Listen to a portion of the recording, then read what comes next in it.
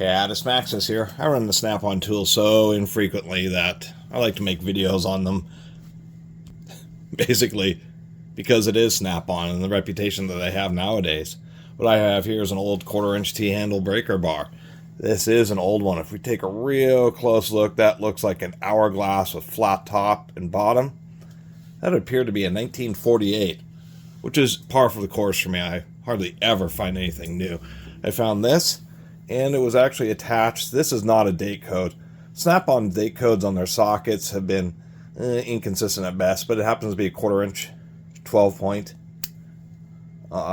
deep well socket. Anyway, I think it's a pretty nice breaker bar. This is in the era where they, just post World War II, where they were chrome vanadium. You know, I should mention that the date codes on Snap-on initially started because they did not have a lifetime warranty, and so they started stamping date codes so they could have idea of manufacture date in order to deny people warranties when the tools got too old. In the late 1920s and early 1930s is where they really got consistent with that, and then later on they started offering lifetime warranty. But Snap-on, when they started out, was no Bonnie tools. At the time, Snap-on was just still offering their 5 wrench handles and 10 sockets, 5 do the work of 50. Bonnie tools in 1922. I think even in 1923 they were in popular mechanics with their Bonnie's chrome vanadium wrenches, and they had a performance guarantee. Bonnie guaranteed their wrenches to strip the bolts, strip the threads, or break the bolts, and if any damage occurred to the wrench, that they would replace it free of charge. Well, years before, these are probably a couple of decades at least before Snap-on started offering lifetime warranty.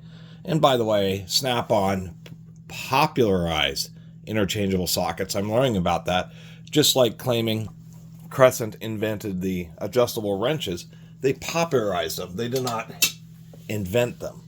Blackhawk Tools Division American Grinder, who's actually credited with coming out with the first interchangeable socket set, one of the co-founders of Snap-on, was the manufacturing division manager for Blackhawk and jumped ship because he saw the light and had the idea of the direct-to-consumer sales all in business, and decided to leave Blackhawk Tools and go found their competing corporation.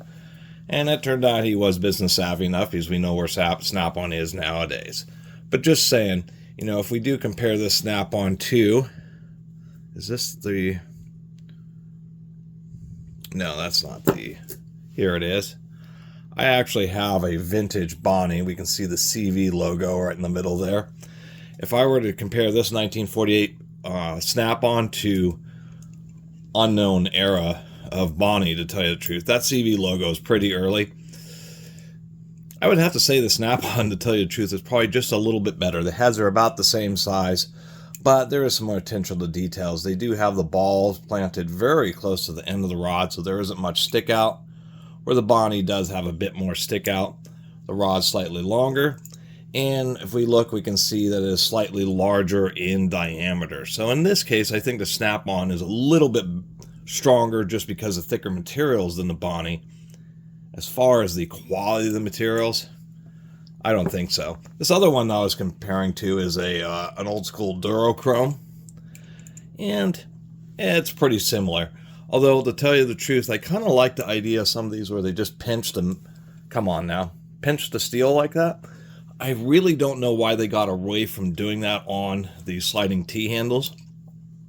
Generally speaking, these ball bearings hold in pretty well, but what can happen, especially on ones I'll mention, like on this Bonnie, where they really stick out a lot, and you can see where the stamping isn't, you know, fully centered, is that when the head rams against that ball, it ends up loosening it up and falling out, unfortunately. So I would like to see that more. You know, if we do compare it, even though this is an older Snap-on, if we compare it to, what is this? This is a modern Proto. What I kind of like about the Proto is it may not be quite as strong as the Snap-on, but it's actually a convenient little light wrench with a tiny little head. So the Snap-on does have, you know, some more meat thrown at it, but I've always kind of liked this Proto, and it's always felt really solid. Until in that aspect, the Snap-on is bulky.